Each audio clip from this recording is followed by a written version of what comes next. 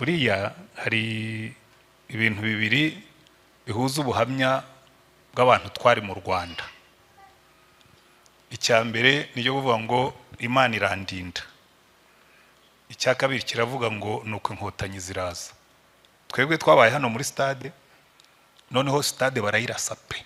Ku itariki ya 19 barashe stade, wari urimo wese ariheba. Bombe zaguye muri stade zigera nko ku 8, nta wazibaza. Ubwo mba nibo kwivariwa gusa nkurikije dega zabayeho.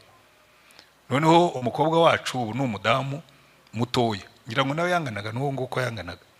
Karakana karahuka k'imyaka 3 n'igice, ngira ngo nk'itatu n'igice 3 aho ngaho. Bombe yakwikubita hasi ati papa tumva ikintu kiravuze ngo pi. Abwira ndo warupfuyeho kanyagwe nawe ngo kiravuga ngo pi, kuko yumvaga ari ibintu bimeze nk'ibivuga ngo pi. Ariko ntimushobora kumva ukuntu mu minota mikeya ujya kubona ukabona abantu imirambo yuzuye hasi. Twahereye mu gitondo duterura inkomere kuri uwo munsi, dufasha Croix Rouge, abapfuye tubatandukanye n'abazima, ariko burya abantu barakomera. Twe twari tuzi ko twashize, ariko abari bakomeretse bo ntiwari kubabara. Ariko natwe twari twapfuye mu mutima, kuko burya hari igihe ibintu biba ugasigara gusa utegereje ko biri buze nawe ukabona ugiye. Batujyana nijoro saa 3 y'ijoro, imvura irimo kugwa.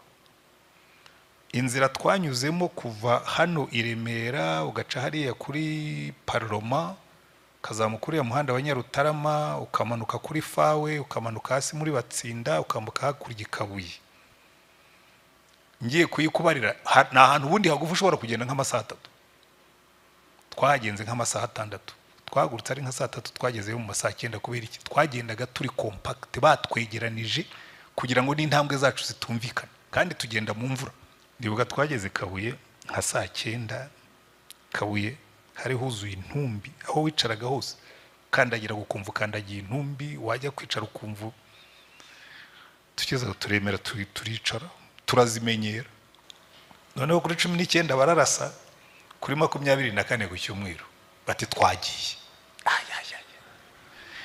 Tewe umufuka wanjye w'ibishyimbo mbona sindi buheke, tewe umufuka w'umuceri mbona sindi butware, tewe umufuka w'amakara mbona ntawe uri bujye.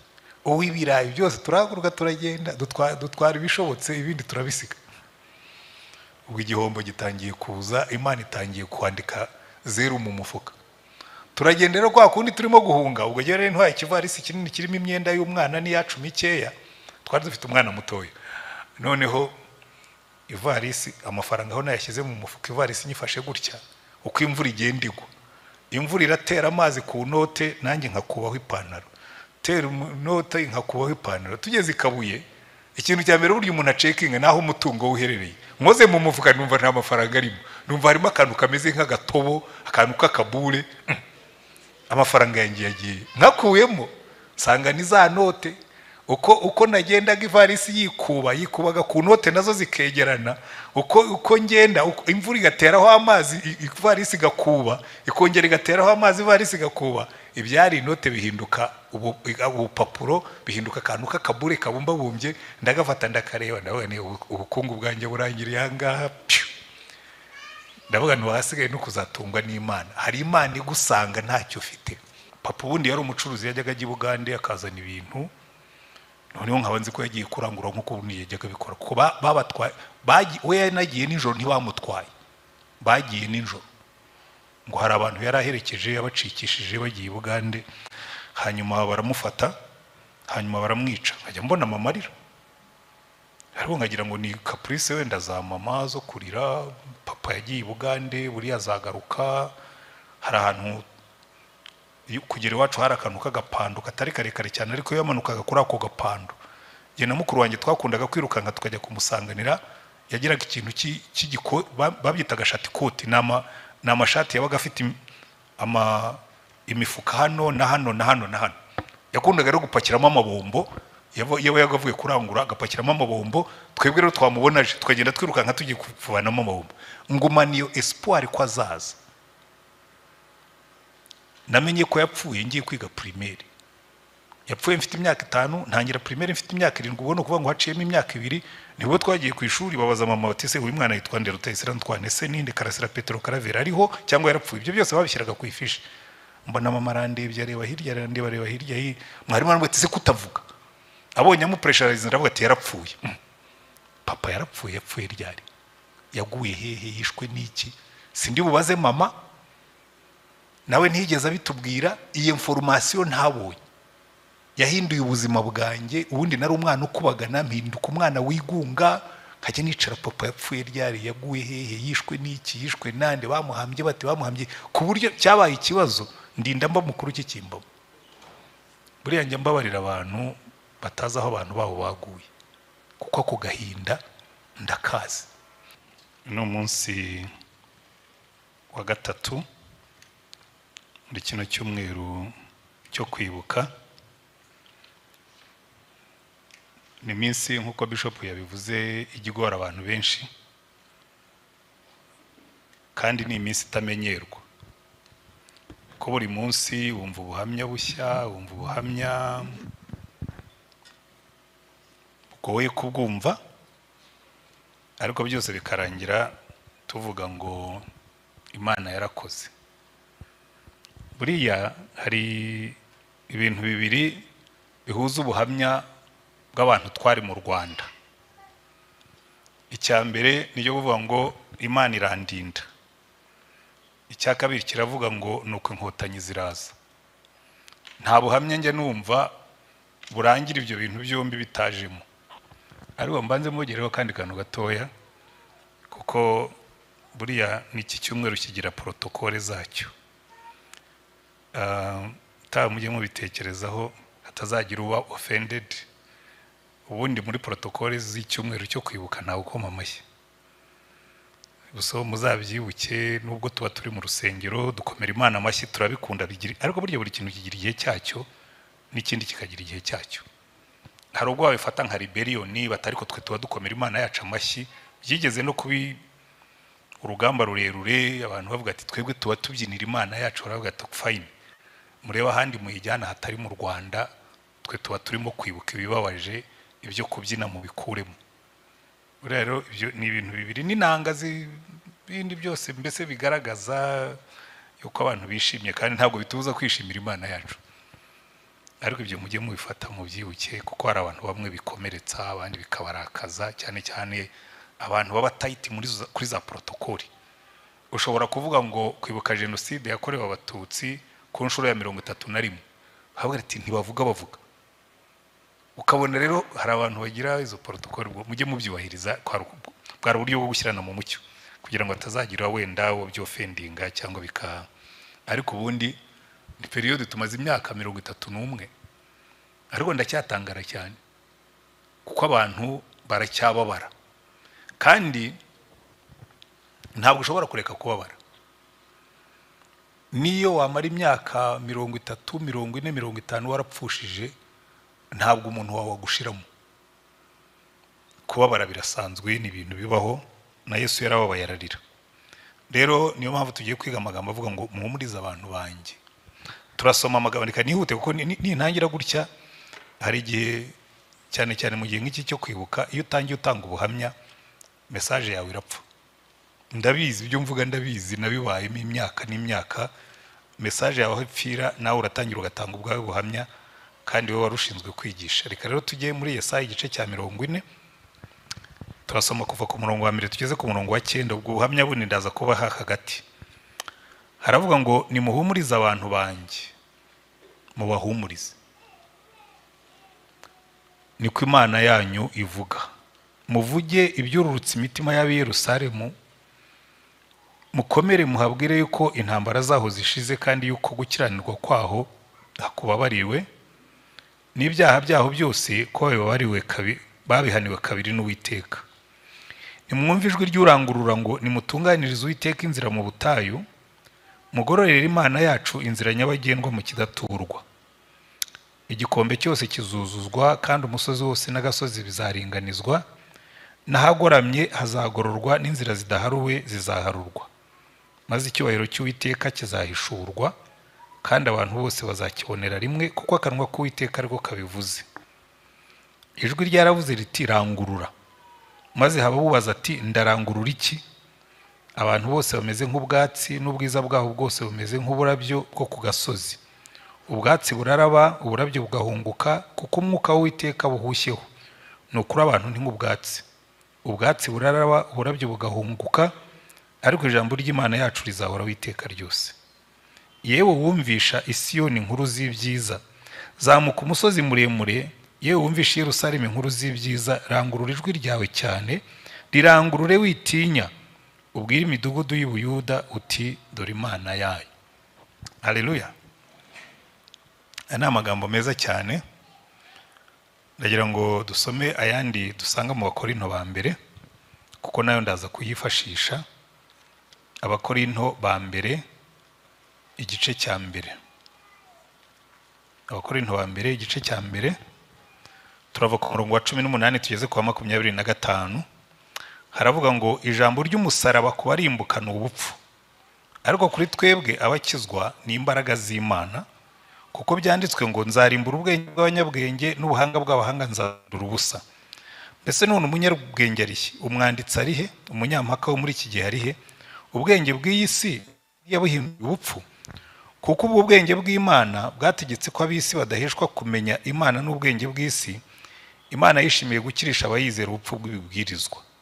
Dore Abayuda basaba ibimenyetso, naho bagira icyo bashaka ubwenge, ariko twebweho tubabwiriza ibya Kristo wabambwe. Uwo ku Bayuda ni ikigusha, ku banyamahanga ni ubupfu, ariko ku bahamagaye b'Abayuda n'abagira iki ni Kristo, ariwe mbaraga z'Imana kandi n'ubwenge bwayo, kuko ubupfu bw'Imana burusha abantu ubwenge, kandi intege nke z'Imana zirusha abantu imbaraga. Haleluya. Ariya magambo twatangiriyeho aravuga ngo nimuhumurize abantu banjye, ngo mubahumurize. Bakabisubiramo ngo mubwire ab'i Yerusalemu ibyururutse imitima. Haleluya. Kubera yuko Yerusalemu hari harashe, iki gihe hari hatarasenywa Yesaya hanura, ariko yabibonaga bikiri kure. Yeremiya we yabibonesheje amaso, ariko Yesaya yaratarabibona kuko haciyemo n'imyaka myinshi. Gusenyuka kwa Yerusalemu n'igihe Yesaya hanuriye haciyemo imyaka myinshi, ariko akavuga ngo hirya y'ibyo muzahumurize ubwoko bwanjye. Ariko muri kino gice hari amagambo atatu nshaka gutindaho. Irya mbere riravuga ngo ijwi ryaravuze ngo rangurura, ngo uvuge cyane. Ati ndangurure ngo iki? Atubwira abantu bose ko bameze nk'uburabyo. Umuntu akubwiye ngo uhumurize abantu, ukababwira ngo uyo mbarebye mbona mumeze nk'uburabyo, ngo umuyaga uhuhaho uburabyo bukuma. Buriya ubyumvise ushobora kumva ari ugushinyagura. Nurambwira ngo nimpumurize abantu, warangiza ukambwira ngo nimbabwire ko abantu bameze nk'uburabyo. Imana ikavuga ngo ye, kubera ko buriya ikintu jewe nabonye gikomeye cyane, kwemera ko tuzapfa niyo nzira ya mbere yo kunesha. Kwemera yuko uzapfa. Hari ahantu twebwe twabaye ino, we buriya yari umwana, yabyivugiye ko yagendaga ari umwana atanabitekerezaho cyane, kuko abana bo burya twebwe twabaye hano muri stade, noneho stade barayirasa pe. Ku itariki ya 19 barashe stade, wari urimo wese ariheba. Bombe zaguye muri stade zigera nko ku 8, nta wazibaza. Ubwo mba nibo kwivarirwa gusa nkurikije dega zabayeho. Noneho umukobwa wacu ubu ni umudamu mutoya, ngira ngo nawe yanganaga n'uwo nguko yanganaga. Karakana karahuka k'imyaka 3 n'igice, ngira ngo nk'itatu n'igice 3 aho ngaho. Bombe yakwikubita hasi ati papa tumva ikintu kiravuze ngo pi. Abwira wari upfuye ukanyagwe nawe ngo kiravuga ngo pi, kuko yumvaga ari ibintu bimeze nk'ibivuga ngo pi.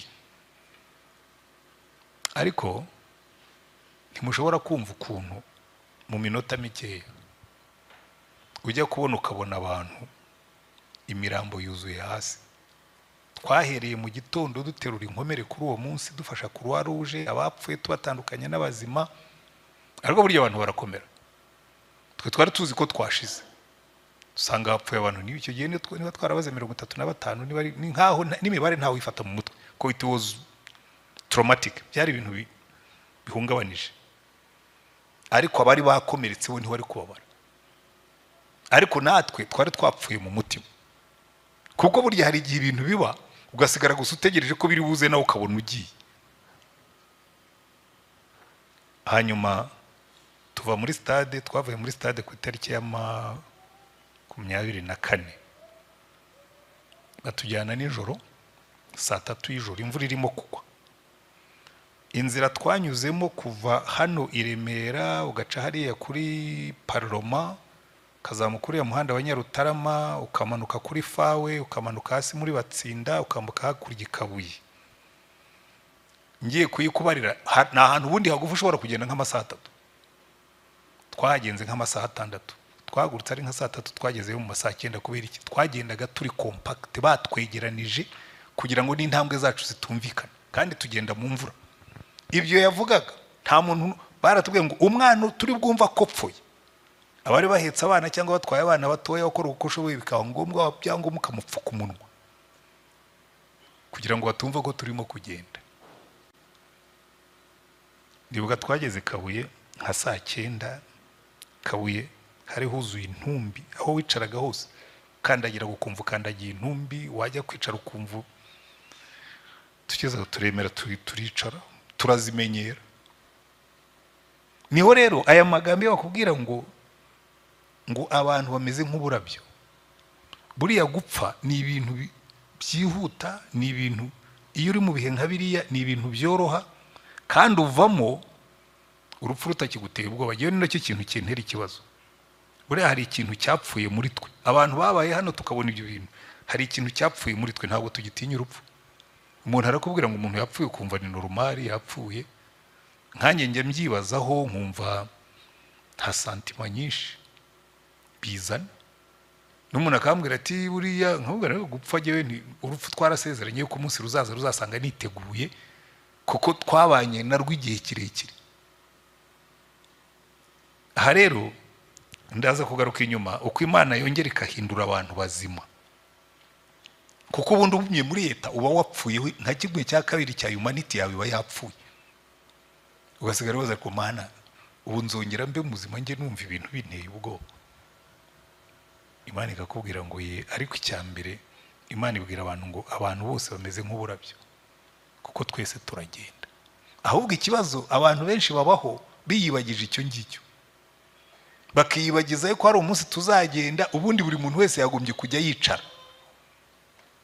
Njya mbwira abantu ngo ishuri rya faith nize riruta yandi ni genocide yakorewe Abatutsi, kuko navuyemo nza agaciro k'ibintu, navuyemo nza agaciro k'ubuzima, ariko navuyemo nzi n'agaciro ko kwizera Imana. Iyi Imana ivuga ngo nimuhumurize abantu banjye, ngo mubabwire ibyururutse umutima, wibaza ngo ugiye kubabwira ibintu by'ibitangaza. Ariko reka ninjire muri uko guhumuriza proper. Imana iravuga ngo nimuhumurize abantu banjye, cyambere mubahumurize mubabwira amasezerano mbafitiye. Haleluya. Kuko hano Imana iravuga ngo nimwumve ijwi ry'urangurura ngo nimutunganirize Uwiteka inzira mu butayu, mugororere Imana yacu inzira nyabagendwa mu kidaturwa. Aya magambo ni amagambo akomeye cyane, kuko hari igihe umuntu yicaraga akavuga yose Imana naho urahari. Iki kidaturwa, iki kibaya cy'amagufwa yumye, Bishop yabivuze. Buriya mwabonye agace gato twazamutse i Remera, deja kuva iwacu mu rugo karitsiye yari yuzuye imirambo. Tugera muri stade, tuva muri stade tunyura za Nyarutarama, imihanda yose ariko kurinda tugera Kabuyeho rwose byari ibindi. Ku buryo twageze kuko twahamaze n'icyumweru, twageze ariko icyumweru nijoro twe twahavuye kuwa 4, twahamaze iminsi 5. Twavuye kuwa 4, izo ntumbi zari ziraho, abasirikare bari busy bari mu rugamba birwanira, bakoze akazi ko kwatugeza. Baratubwira ati jewe ndibuka mu gitondo twarabyutse nyine tubyuka nk'abanyamujyi, turicara turaho twifashe ku matama twihebye. Niko bana w'umusirikare yaje dusanga aho twari twicara tureba ngo ushango umwe murapfuye, ngo twabakijije ababicaga ariko inzara mufite hano ngo irabiyicira ubwayo, ngo rero mutegereje ko turi buteke, ngo tukabahamagara ngo nimuze murye, ngo muricaye hano ngo iyi ni imirimo iri aha ngaha, ngo hasigaye twe twisubiriye ku kazi adusigaho. Ndakubwira, hari umuntu tujya tubiganira n'umuntu w'umuyobozi twari hamwe, ubu ni ambasada ahantu, yakubise ingurube ishoka. wari kuvamo umubuca kabisa, umukinjagi wavure, kuko inzara yari yishe abantu. Birara mu nkoko, hari ikabuye habaga ibintu by'inkoko n'ingurube, amatungo magufi. Twirara mu mirima turasoroma, ariko tugira ikibazo cy'amazi, kuko amazi yose, imigezi yose yari yuzuye intumbi. Rero iyi Mana, iyo twe tuvuga Imana, hari Imana twabonye. Imana ibwira abantu ngo nzaharura inzira nyabagendwa mu kidaturwa. Naricaye ikabuye, twaraye tugenda tugeze kwicara ahantu Kabuye, hari ibintu bitatu icyo gihe. Hari imvura n'imbeho, ibyo byari ngombwa kuko twagiye imvura igwa. Hari umubu, umva, umubu wari uri mu kabande k'ikabuye, ntabwo twawukubitaga, warayoraga gutya, ukayora ugakanda ukajugunya, undi ukaza ukihoma. Hari umunuko. Ibyo bintu bitatu. Noneho ngeze ahantu mbwira Imana ngo ariko Mana, ubu no gusenga twasenga dusengera ikize ko abantu bashize, ubu se twebwe turiho? Ese ko wavuze ngo ntuzadusiga, ntuzaduhana, ntuzadutererana, ubu nawe urahari? Numva ijwi ry'Imana riramanutse clear ngo nuca mu mazi ntazakurengera, nuca mu migezi ntizagutembana, nuca mu muriro ntuzashya, kuko ndi kumwe nawe. Bitenegama ku mabuye yarahari, ndasinzira. Mbwira imibu ngo mwirire, icyo nzi ni kimwe, mbonye isezerano ry'uko nzabaho. Mwandya nkarwara malariya, nzabaho. Mwandya mukamaramo amaraso, Imana izashyira amande, nzabaho. Ndasinzira, imvura irimo kugwa. Mu gitondo 6h30, saa 12 n'igice nkangutse, madamu arambwira ati mvura nkubwire, nashatswe n'umurwayi. Umva, narakubonye wicaye mu ntebe urasinzira unaniwe, narakubonye usinziriye mu gitanda, ariko umuntu yicara mu mubu, mu mvura, mu mbeho, mu munuko, mu cyondo, ugasinzira. Ndabona ni rero nkubwire, sinzi n'ibisezerano nahawe nawe ari iryawe, ariko kimwe cyo nge nzabaho. Imana yambwiye ngo niyo naca mu muriro sinzashya, ngo niyo naca mu mazi ntazandengera, niyo naca mu migezi ngo ntizantembana, kuko iri hano. Yamaze kubivuga, hanyuma numva amahoro amanukiye mu mutima wanjye, ndasinzira. Hari inzira iharura, hari Imana iharura inzira ahatagendwa. Hari Imana igusanga mu kidaturwa. Hari Imana ikuvugisha iyo ibintu byose byacecetse. Hari Imana izana ibyiringiro iyo abantu bihebye. Hari Imana, kuko nta kindi gishobora guhumuriza umuntu nko kumenya ngo dufite Imana. Iyo wageze muri extreme, hari igihe Imana igutwara ikagushyira muri extreme, ikagushyira ku iherezo. Ariko Imana twabonye ntabwo rega utarayibonye ntiyayumva. Jewe rero ubungira ukuntu nyamba smart, nkigira inajyuwa. Twaragiye kuwa gatatu, genocide yenda kuba. Genocide yatangiye kuwa gatatu nijoro burya, ku itariki 6 nibwo indege yaguye, hari kuwa gatatu nijoro. Ariko uwo munsi mbwira madamu, ariko ndumva nsensinga, hari ikintu numva ntazi cyenda kuba, ngiye kujya muri banki amafaranga yose dufite nyakure. Ntabwo yari menshi cyane, ariko ugereranije icyo gihe yari na menshi. Twari dufite nk'ibihumbi nka 50. Ndagenda ndayarotira, nyabika ku mufuka. Noneho bibaye kuwa gatatu nijoro, indege iraguye. Genocide twego mu gace kacu aho twari dutuye hano i Remera, genocide umuntu wese w'umututsi wari uri muri ya muhanda kuva Kanombe kugeza hano kuri Kebisi, hariya kuri Kigali Heights, yarapfuye. Kuko iryo joro kuva saa 3 batangiye kwica. None tubyutse mu gitondo dusanga genocide yatangiye. Twebwe bariyeri bazishyizeho, nta usohoka.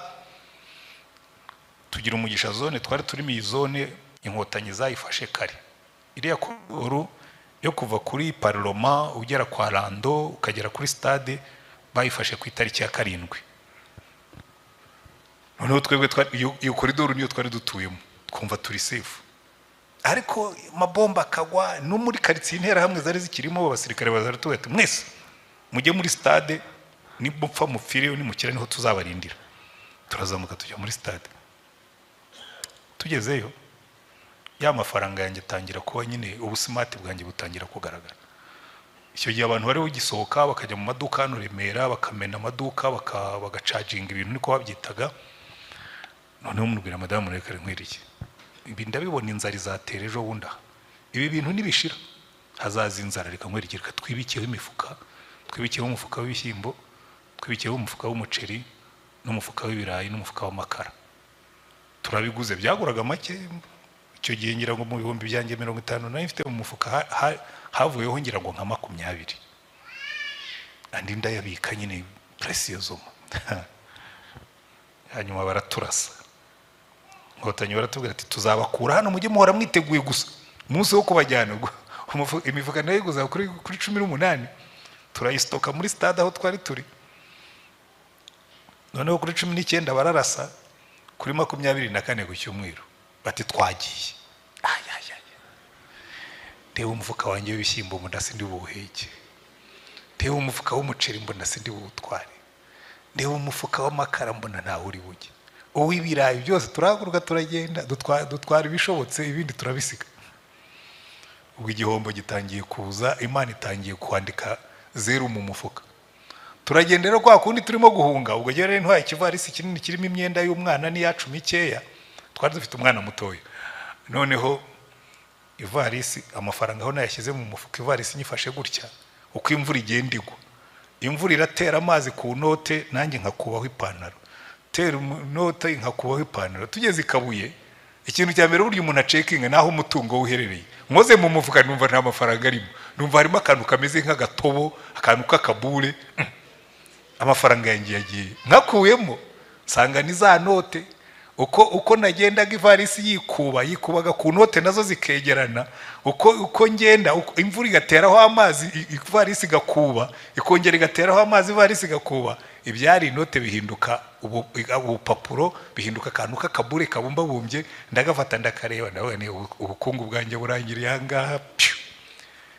Ndavuga ntiwasigaye no kuzatungwa n'Imana. Hari Imana igusanga ntacyo ufite, hari Imana iguherekeza ikaguha ibyiringiro, ikakubwira ngo ubu noneho ni jyewe nawe nzaba ibyiringiro byawe. Wenda hariya ni Ivone we yagendaga ari umwana, burya umwana we nibyo byo kwibuka Imana no kwibuka gusenga, abagenda gusa nk'umwana. Ariko jye nari mukuru, Genocide yabaye mfite imyaka 36, nari umuvuga butumwa, ndi umugabo, mfite umugore, mfite umwana, madama atwite inda ya 2.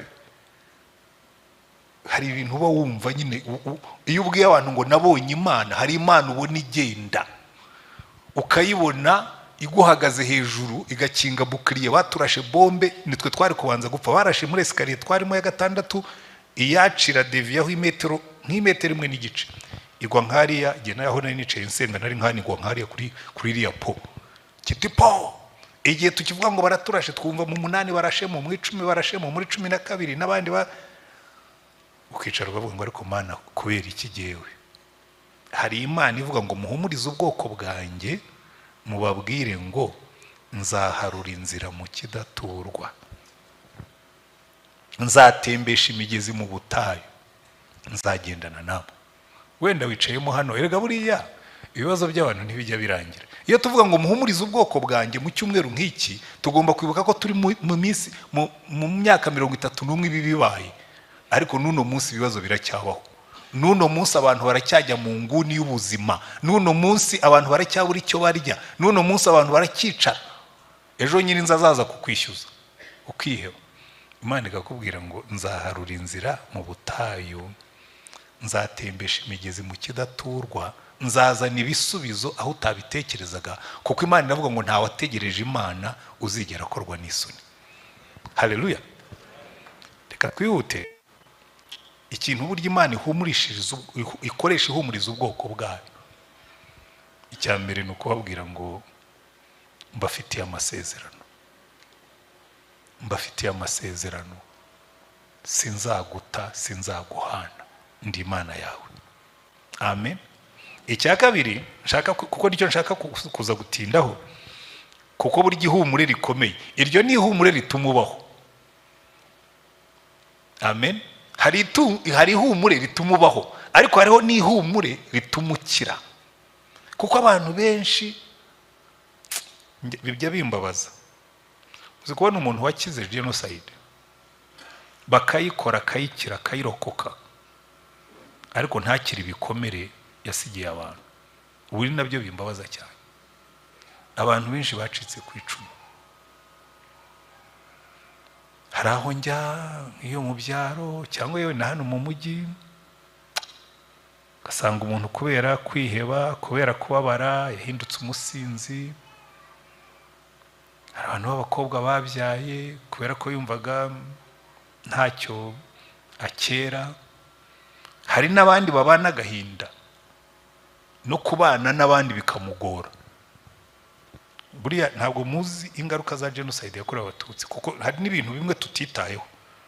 Abantu Farije yagiyeho barihirira abana amashuri bariga babona amadiplome, ariko reka mbabwire ikintu muri counseling ndimo kubona muri no minsi, hari abantu benshi kuko bageze mu myaka ya za 40 na 30 na n'iyindi, ahubwo church buriya dufite akazi gakomeye.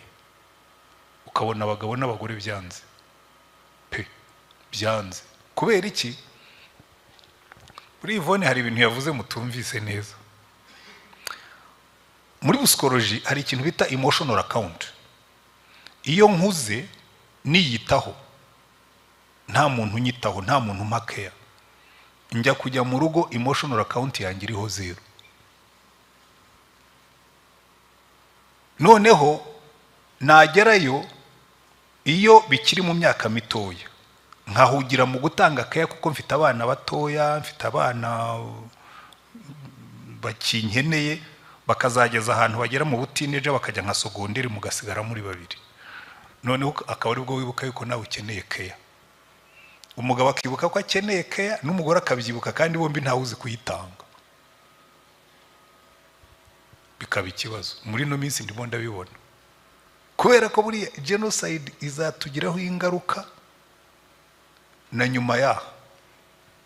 Kuko hari umuntu, hari n'igihe njye nibaza, ariko nk'ubu nsigaye nsubira inyuma nkumva hari ibintu birimo kugaruka, ko noneho nabonye umwanya wo gutuza nkitekerezaho. Umugisha yewe mfite nuko nzi kwivura, ariko njya nibaza nk'abantu batazi kwivura nibizatangira kugaruka bazabigenza gute? Aha rero niho noneho twe dufite umurimo. Imana ibwira uyu ngo rangurura. Umurongo w'9 aravuga ngo yewe wumvishe Siyoni inkuru z'ibyiza, zamuka umusozi muremure. Yewe wumvishe Siyoni i Yerusalemu inkuru z'ibyiza, rangurura ijwi ryawe cyane, rirangurure witinya, ubwira imidugudu y'Ubuyuda uti dore Imana yanyu. Haleluya. Kuko buriya hari ikintu gikomeye cyane, hari ubutumwa tugomba kuvuga, hari ubutumwa twavuze tubona umusaruro wabwo, ariko tugomba gukomeza kuvuga kugeza igihe tuzabona generation after generation. Ejo bundi narebaga statistique, ubu abana b'imyaka 24 bivuga ngo bavutse inyuma ya genocide. Hagati y'imyaka 20 na 24 niho hari abantu benshi bafite trauma. Irava hehe?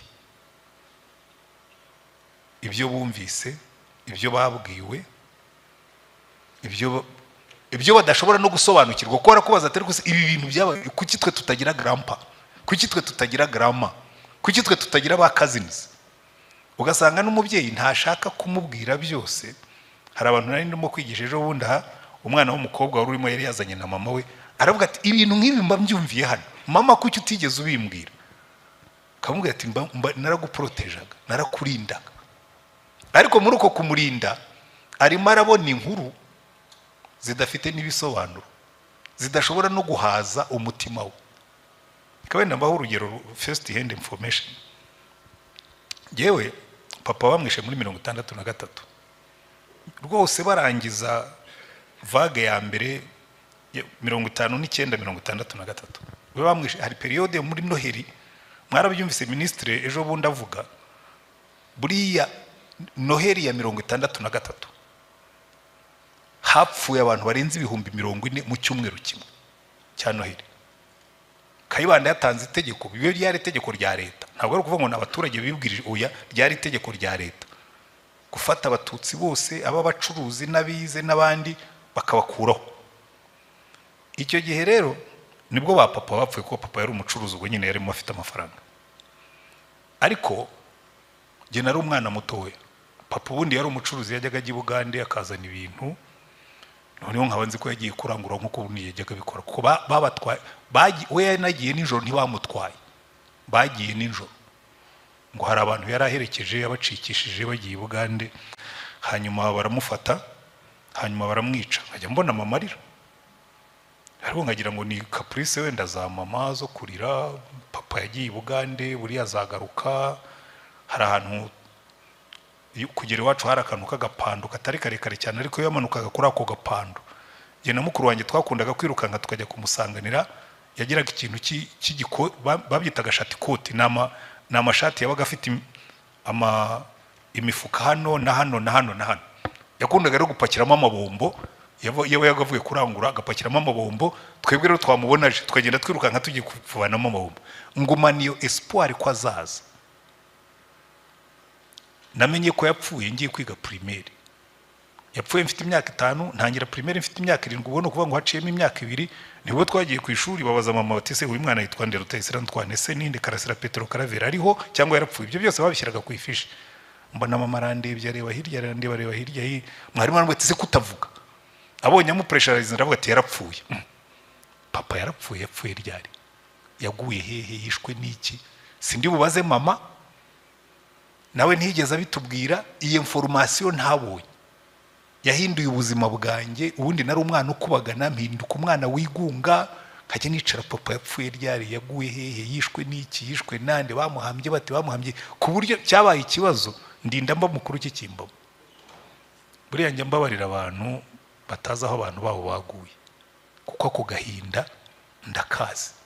Ariko iyi Imana ivuga ngo rangurura ubwire abantu banjye ngo dore Imana yanyu, hari Imana ivura agahinda ku buryo bwose ikagahandura ikagakuramo. Tukiva muri genocide nagize trauma, nari umuvugabutumwa uzwi hano, icyo gihe nakoraga mu muryango wa GBU, ndi secrétaire national wayo, ariko ndi umuvugabutumwa mbwiriza hirya no hino. Noneho nkibaza se ubu Mana, insengero zapfiriyemo abantu, igihugu cyose cyuzuye imirambo, ubu tuzongera dutinyuke tuvuge kuri Imana y'urukundo?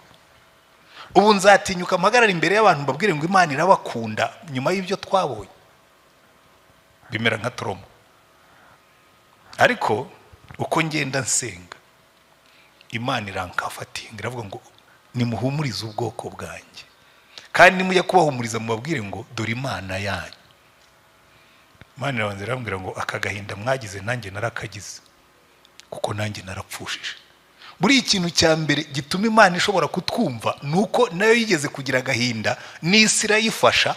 Umunsi Yesu yapfuye ku musaraba, isi yose yarijimye, izuba ririjima, isi hinda umushitsi, ibintu byose birahinduka, abantu bose, kuko Imana yari yapfushije.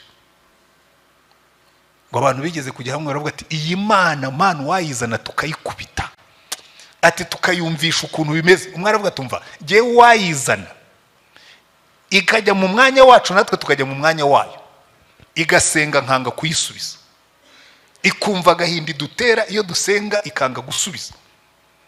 Undi aravuga toya, uwayizana tukayicisha ubukene, ikagira inzara, ikagira inyota, ikagira ubukene, ikumva ukuntu. Bararondora, umwe wari urimo wamenye Yesu aravuga tumva ibyo ni mu byihorere, kuko iyi Mana ibyo byose yarabibonye, kuko yabonye umwana wayo isi yamwanze, yabonye umwana wayo yabaye impunzi, yabonye umwana wayo abantu bamwanga kandi abagirira neza, yabonye umwana wayo abantu bamucira urubanza rutari rwo, yabonye umwana wayo bamukubita ibiboko, bamukubita inshyi, bamutera icumu, ibintu byose. Aravuga ati ibintu byose dushobora kubabazwa, iyi Mana yarabisogongeye irangije irapfusha. buriya rero nta kintu cyiza nko guhura n'umuntu wanyuze mu byo wanyuzemo, kuko arabivuga ukumva ashobora kukumva, ikakwegera ikakubwira ngo ese warapfushije iyi, nanjye narapfushije, napfushije umwana w'ikinege nkunda. Haleluya. Noneho ariko ntibigarukira aho ngaho, kuko icyo gihe nageze aho ngaho numva Imana irabyumva. Abana ibyo ari byose ibi bintu Imana yadutumye ariko igomba kutwigisha. Ariko mbere yaho ngewe Imana yari ibanje iranyomora, kuko ndabyibuka jye nakijwe muri 84 itangira, ariko nkira muri 87. Burya abantu benshi ntabwo babizi gukizwa no gukira ntabwo ari sinonime. Yego wa bishop ibyo muzabimenye. Njye mbona abantu benshi bavuga ngo ibyo bintu muvuga ntabwo ari ngombwa. Iyo umuntu yakijijwe, ngo iyo umuntu ari muri Kristo Yesu aba ari icyaremwe gishya, nkababwira ni mwe nyamara ntabwo muzi ibyo muvuga. Nshobora gukizwa nkaba icyaremwe gishya, nshobora gukizwa nkaba umuvuga butumwa ariko wuzuye urwango, nshobora gukizwa nkaba umuvuga butumwa ariko wuzuye ironda moko, nshobora gukizwa nkaba umuvuga butumwa ariko wuzuye umujinya. Jewe narabibanye ndabizi, kuko nakijijwe mfite umujinya. Data bamwishe mfite imyaka 5, buri myaka 10 habaga ikintu kiza kongera ishami ku giti cy'urwango rwanjye, kuko 15 batwirukanye mu ishuri muri 73. Tumara igihe umuntu yibaza ariko iki gihugu 83 nari umwarimu muri university, ubwo n'indi myaka 10 nyuma yaho ngaho umwarimu muri university mbona ibaru wiraje ngo kubera impamvu za leta twakohereje kwigisha muri Troncome. Uvute muri university ukajya kwigisha muri Troncome, nanone atari na Troncome yo mu mujyi yo mu cyaro, njyayo ariko Yesu araza aramfata. Haleluya. Icyo gihe ndakaye umujinya wose, uzi ko burya umujinya uragenda ukajya uhamagara na birumuna byawo, umuntu agukorera ikibazo muri 83 ukibuka 73 ukagaruka muri 63 ukagaruka ukajya muri 61 bikajya bikomeza bigaturuna bisubira imbere bigaruka inyuma bisubira imbere. Hanyuma icyo gihe nibwo nakijijwe, nkizwe ibyaha byanjye pe, ndakizwa mba n'umuvuga butumwa ndabwiriza, ariko umujinya ntiwufite n'agahinda kakirimo. Noneho muri 87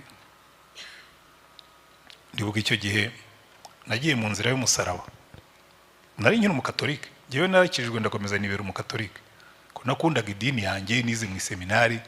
Noneho basoma inzira y'umusaraba, n'ubu ndacyabikunda, rimwe na rimwe njya ninyabya nkajya kumva aho basoma inzira y'umusaraba, kuko niho nakirijwe. Basoma inzira y'umusaraba, ariko birangiye noneho numva ikindi kintu. Bagera ahantu Yesu yari ari ku musaraba arasenga ngo Data ubabare ko batazi ibyo bakora. Ndavuga ntoya, kuko igihe bari barimo gusoma inzira y'umusaraba filime yanjye yarongeye irizinga ikituruna ikava 61 63 73 ikongera ikasubira inyuma. Ndeba ukuntu abantu barimo kugirira Yesu, ukuntu barimo kumuhemukira. Uriya mu Gatolika hari abantu bazi kuyisoma bikakujyamo. Noneho ngira Imana mvara Romana, ibi bintu noneho enough is enough. Ntabwo numva ukuntu wasengeye abantu bakubambye ku musaraba, watinyutse ute kubasabira umugisha, watinyutse ute kubababarira. Bagomba kuba barakubeshyeye, ntabwo byabaho. Kuko nahise numva challenge imbwira ngo ari kugomba kubabarira aba bantu. Nasubira inyuma abantu ya ni byinshi, ariko ngeze aho ngaho mfata icyemezo ndavuga ngo rero Mana, aba bantu ngiye kubabarira ariko ndumva ntari bubishobore. Nafashe full day, kandi reka mbabwira impamvu ibi mbibabwira. Iyi Imana ivuga ngo nimuhumurize abantu banjye, nuko iyo ubaho ufite umujinya, iyo ubaho ufite abantu wanga, nibo muturana. Ubyuka mu gitondo ugasanga ba bantu baguhemukiye bicaye ku musego. Ubyuka mu gitondo ugasanga ba bantu niba urimo gutekereza, wajya kuryama ugasanga bagutanze mu gitanda cyawe, rimwe na rimwe wajya no ku meza. Hari igihe nari umukozi, nubwo wenda bari bankuye muri university, ariko narahembwaga. Umwana agateka, yankundaga urukundo, ariko akaba umwana w'umukiga w'iyo ngiyo nyine aho twakoraga. Hakaba umunsi naramutse nabi, uwo mwana yarankundaga, nanjye naramukundaga, ariko iyo nabaga naramutse nabi ntabwo nigeze mwima amafaranga ye, nari inyangamugayo. Ariko hari igihe nariwe nta hantu umuntu ashobora guhungira, akamwira paturo kutariye nigenda wirire ntabwo meze neza nkugeragereza kareti se nigenda wirire yewe genda tekereza kwirirwa ubusa kandi wahashye.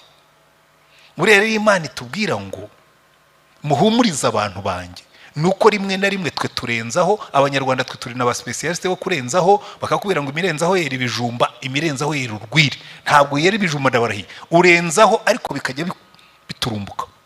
Njya mbwira abantu burya umuntu wicayemo hano ntubishyire mu bya kera cyane, kandi kuko buri muntu wese agira abantu bamukomerekeje.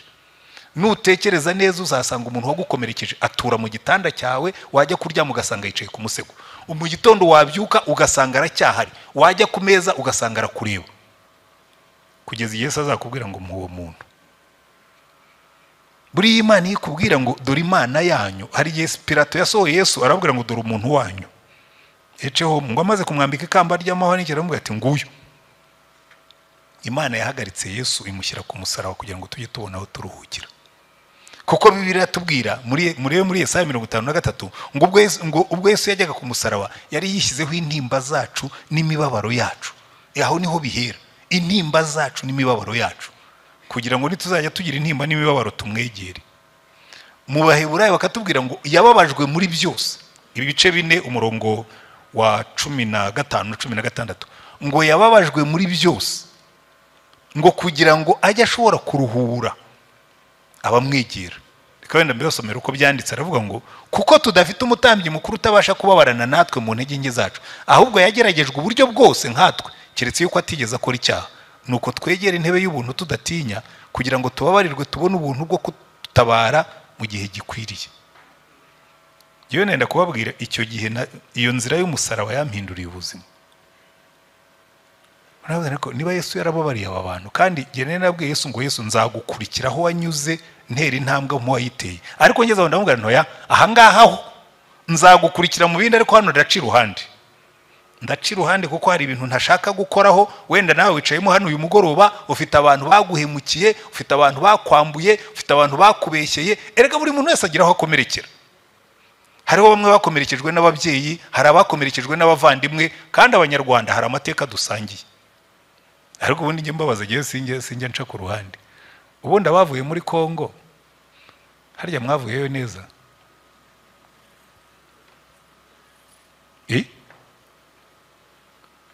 Mwese mwavuyeyo neza? Kuko hari igihe mbona abantu nkavuga nti nyamara aba bantu hari ibintu dukwiye kubafasha. Hari ibintu umuntu atunga mu mutima akabyitungira bikabibye, ntajye nabisohoramo, ariko bihari bikamera nk'imbeba bafungiye mu cyumba. Mva nigeze gufungira imbeba mu kabati, imbeba itubuza gusinzira, nkagushaka ikintu kirimo, nahaguruka nabyuka mu gitanda ikintu kigaceceka, nkashaka munsi y'igitanda ncana matara ndashakisha. Ngeze aho nganda tegereza ndavuga ndakuza ikintu, reka mfungure ububati bwose, mfungure n'imiryango yose, iki kintu kiraza kugera ukivemo. Imbeba yari rukansivoma. Hari abantu bafite imbeba bafungiyemo, uryama nijoro ukazumva zirimo kujwigira. Wewe rero wari ibintu bijwigira bite? Ngo nta kibazo, ngo genda shima Imana. Urashima Imana ariko urimo gushiriramo. Icyazanye Yesu ni kugira ngo dufungure, akakubwira ati fungura nkwereke, fungura nkuruhure, bimbwire kuko nanjye nabinyuzemo. Buri icyatumye Yesu ababazwa ibintu byose no kugira ngo ababazwa twese dushobore kumwegera, ashobore kuturuhura. Haleluya.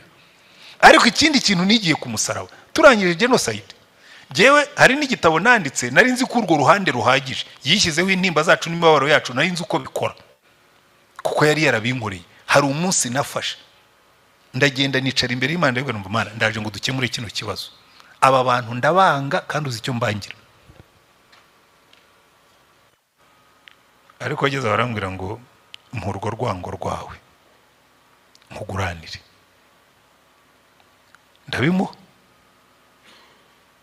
ariko ama misiyo ikomeye iruhije. Nushaka gupima ko wabariye abantu baguhemukiye, Imana irambwira ngo ujye ubasabira umugisha. Uko bibutse ujye ubasabira umugisha. Rero Satani arabizi, igikoresho cye cya torture yajyaga akoresha kubuza gusinzira, kubuza kurya, kubuza amahwemo.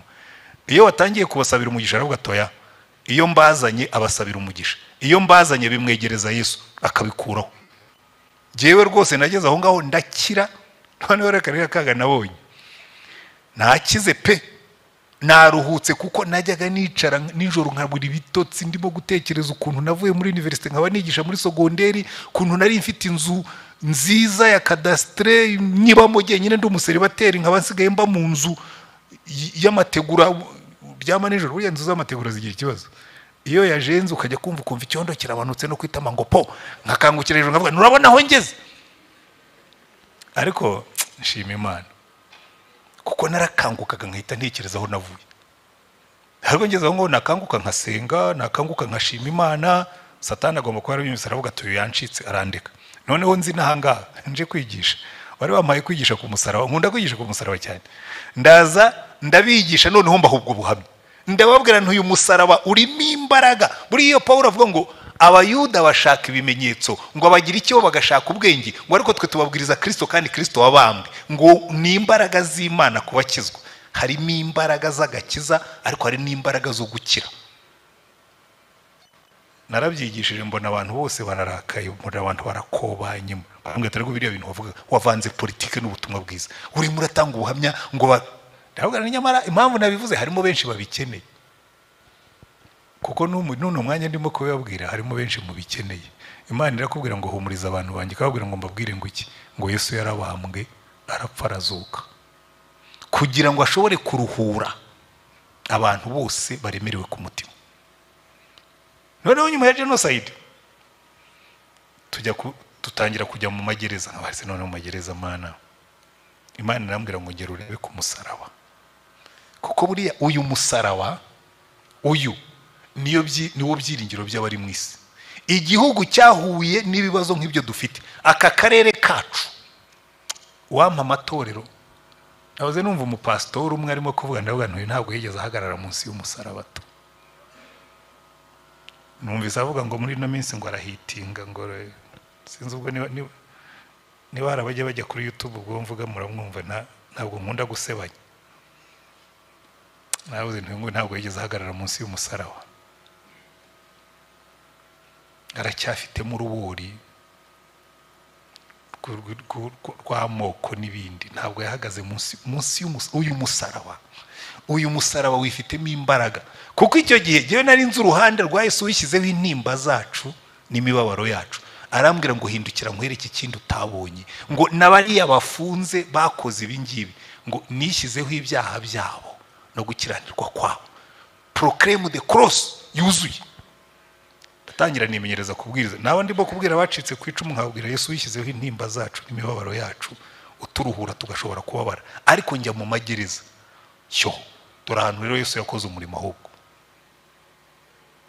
ndibuka ubwa mbere nabwirije muri prison hano ya 1930 ikiba hariya ku Muhima, bari baratubwiye ngo yarananiranye, ngo abantu banze kwemera ibyaha, ba bishop n'abandi bagenzi be bajya kubabwira ngo nibemere ibyaha ngo bagire gute, barabaye barinangiye imitima. Icyo gihe twagiye dukora, twasabye uruhusa tugiye dukora amasengesho, ndabyibuka ku itariki ya 28 z'ukwa 12 1998 cyangwa na 7 nkaho, dukora amasengesho bigejeje saa 8 mbwiriza ku musaraba wa Yesu wishyizeho ibyaha byacu no gukiranirwa kwacu. Ndababwira nti hari ibyaha byo gukiranirwa by'uruhererekane rw'ababyeyi ku bana. Buriya bavuze gukiranirwa, hari ibyaha gukiranirwa n'ibyaha bya inikite, n'ibyaha by'uruhererekane. Ndababwira nti hari abantu mwicayemo hano kubera ibyaha byavuye kuri ba sogokuru banyu. Umwana twari duturanye hano i Remera yari interahamwe, se yari interahamwe n'umwana b'interahamwe yari umusore. Rimwe baza kurwana hariya kuri Rwandex, hariya igikondo, hariya ku Matara, barwana nabo muri za Emerenide, bo bari interahamwe zo muri Emerenide bafatanije n'abasederi aho bitaga impuzamugambi, barwanye nabo bitaga abakombozi bo muri PSD n'abandi bo muri MDR, bakoze nkambi bararwana. Noneho uwo musore turazamuka nawe gushaka buriya murimo kurwana, bariya basore murapfiki koko. Arambwira ati rero nkubwire, we nubwo uri inshuti ya papa, kuko papa we twari inshuti nubwo yari umukuru w'interahamwe muri karitsiye iwacu, ariko ujye mujye mugirira abantu neza. Arambwira ati buriya papa yarambwiye ngo abanyanduga ngo bamwimishije akazi kuba kapita. Buriya nicyo wapfaga nawe ariho muri za PSD n'abandi. ati bariya n'abanzi bacu. Nawe se n'abanzi bawe. Urumva ibyo ni ibyaha, si ibyaha bye n'ibyaha bya se yamuraze. Hari igihe ba data na ba sogokuru baturaga ibintu by'imbura mumaro kandi tukabigenderaho. Niyo mpamvu Petero yaranditse aravuga ngo yaraducunguye ngo adukure mu ngeso, mu mico y'imbura mumaro twarazwe na ba sogokuruza. Ndabona nese ko nabonaga mukubita n'abatutsi. Wowe wavutse ryari? Ato tugiye navutse muri 74. Wowe wavutse muri 74? Ati ufite imyaka 19. Ati none urimo urakubita abatutsi. None se ko numva wavuze ku ngoma ya Habyarimana abatutsi bamenye uti atoya. Arabanza arandeba ati gusa ati nubwo uri inshuti ya papa ariko abatutsi ni babi. Ati papa yarambwiye ngo papa we yaramubwiye donc bivuga ngo sekuru ngo papa wa papa donc sogokuru yabwiye papa ngo umututsi yigeze kumukubita inkoni. Fine. Urumva ibyo byabaye nko muri za 40. Uyu mwana arimo ararwana n'abandi, arimo arakubita abantu ngo sekuru hari umuntu. Ese yamukubise inkoni byagenze bite? Yamukubise inkoni bapfuye iki? Ariko kuko ngo sekuru yabwiye se ko bamukubise inkoni, agomba kwangana n'abanyanduga ngo bimishije se akazi, agomba no gukubita abatutsi ngo kuba bakubise sekuru. Ibyo nibyo bita gukiranirwa, inikite, ibyaha by'uruhererekane. Ariko Yesu akavuga ngo nivyo nabyo mubizane nabyishyizeho. Haleluya. Hanyuma ariko ngo keshyiraho n'ibyaha byacu, ibyacu bwite. Cyo gihe twabwirije muri gereza mbona imbaraga z'Imana. Iyo bakubwira ngo umusaraba wa Kristo ku Mana ni imbaraga, narazibonye. Cyo gihe twagiye muri gereza turasenga bigereza 8 ndabwiriza. Mbona umugabo wari wicaye imbere niwe wabanjirije abandi. Ngeze hagati ndimo kubwiriza ku maraso ya Yesu, arambwira ngo buhagazeho gatoya. Ngo urambwira ko amaraso ya Yesu yezaho ibyaha byose. Ni byose atoya nsubiriramo. Ni byose, ni byose. Ngo noneho mpiyo mikrofone mvuge ntaza gupfuta ararangiza. Ndumva muri gihe ibintu byazamutse. Ndamuhara avuga uwo mugabo yaravuze. Avuga abantu yishe, avuga abantu yishe, avuga amazu yashenye, aravuga nk'isaha yose. Arangije ngo wenda bandase. Ngo ndumva ndugutse imbere y'Imana. Umva batonze umurongo, abo twari hamwe n'ubu baracyahari nshobora kuba kubwira, batonze umurongo abantu bagera kuri 800 following week bemeye ibyaha. Kuko hari imbaraga z'umusaraba. Twabwirije mu magereza mu Rwanda, hari amagereza ngira nka 16 yose nayabwirijemo, uretse ya Miyove n'indi mwe ngira nizo ntagiye ariko izindi zose. Kandi ahantu hose twabonye imbaraga z'umusaraba. Uyu musaraba wa Kristo rero nitwiga kuwuhagarika neza hagati mu gihugu, aka karere kacu erega na Kongo hari izatungana, ariko abantu bica bakica umuntu bakanamurya bazakenera imbaraga z'umusaraba zishobora kubabarira umuntu wariye n'undi muntu. Aka karere kacu gakeneye izi mbaraga. Imana ivuga ngo nimuhumurize ubwoko bwanjye. Abantu bakeneye kumva ubwo butumwa bw'umusaraba.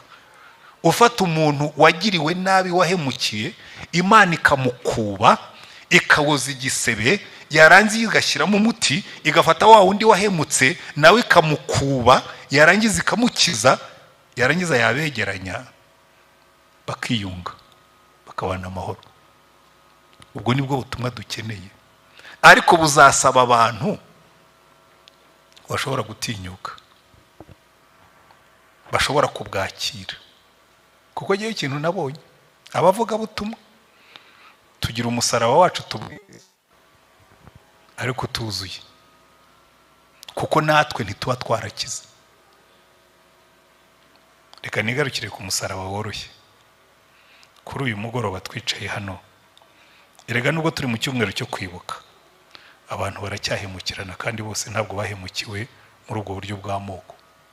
Nzi ko hano hicayemo abantu bakomeretse ku mutima, bakeneye kumva Yesu wagiye ku musaraba akishyiraho intimba zawe, akishyiraho imibabaro yawe, agahemukirwa. Kuko buriya witegereje neza ibintu byose twanyuzemo mu buzima, ibyakubabaje, byose yarabisogongeye. Igihe yabwiraga Imana ngo data ngo niba bishoboka ngo iki gikombe, muri kiriya gikombe hari harimo ibintu byose tuzababazwa mu buzima. Baramufashe baramubeshyera. Hari uwakubeshyeye mu buzima, egera Yesu nubimubwira arabyumva. Baramufashe bamucira urubanza rutari rwo. Hari wigeze kubeshyira bagucira urubanza rutari rwo, haba mu kazi cyangwa n'ahandi. Baramutereranye inshuti ze magara, uwo yizeraga kurusha abandi witwa Yuda niwe yari yashinze amafaranga ye, niwe wamugurishije. Hari umuntu w'inshuti magara wigeze guhemukira? Petero bajyanaga mu bintu byose, wari waranamurahira amushyiraho n'indahiro ati niyo abandi bose bagutagiye sinzagusiga. Niwe wamwihakanye aravuga ati uyu muntu sinigeze mubona, simuzi, sinzi naho aturuka. Bigejeje ku nshuro ya gatatu ngo Yesu arahindukira aramureba, ngo Petero ajya hanze ararira. Buri umuntu waduhemukiye ni Yuda. Iyo Yuda atiyahura,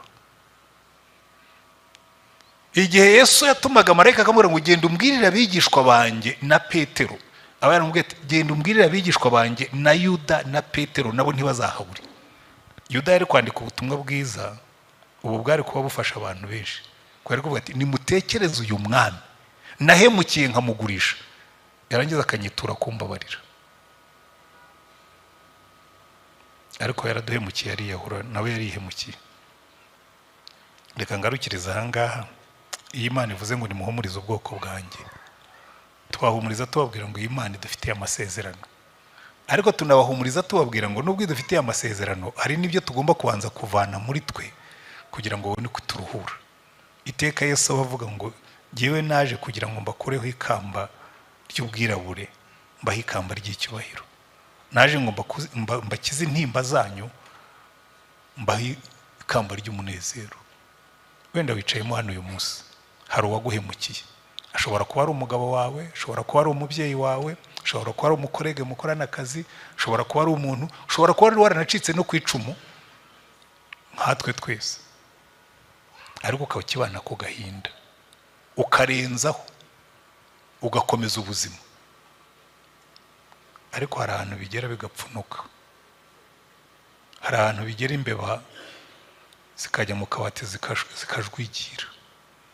Fungura ubwire Yesu ngo mwami Yesu, maze ibindushya byose ndabimukorera, nta wundi utari Yesu wabyihanganira. Nukwamaganya yanjye nyakurwaho nawe, nduhukira muri we, amahoro.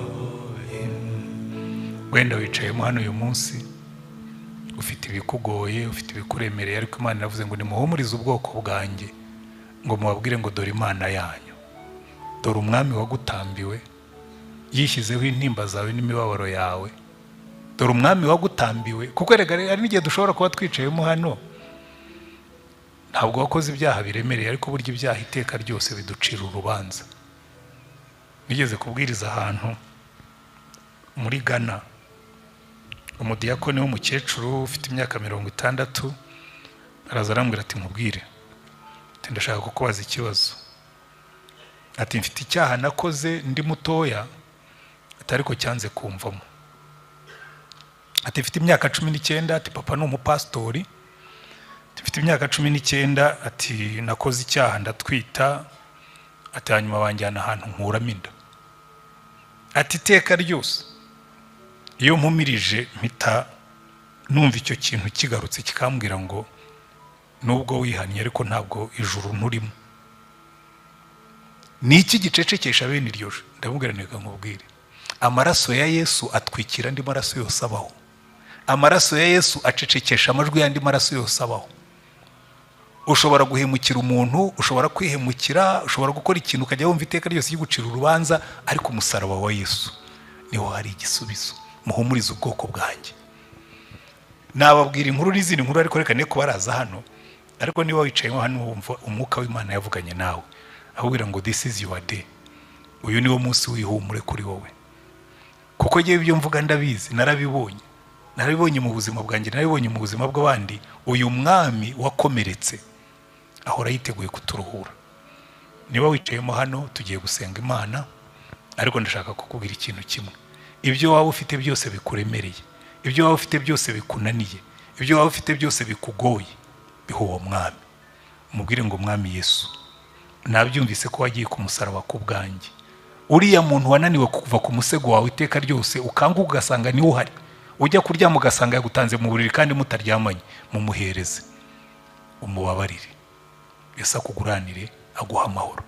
Muhumurize ubwoko bwanjye, mubabwire ngo dore Imana yanyu.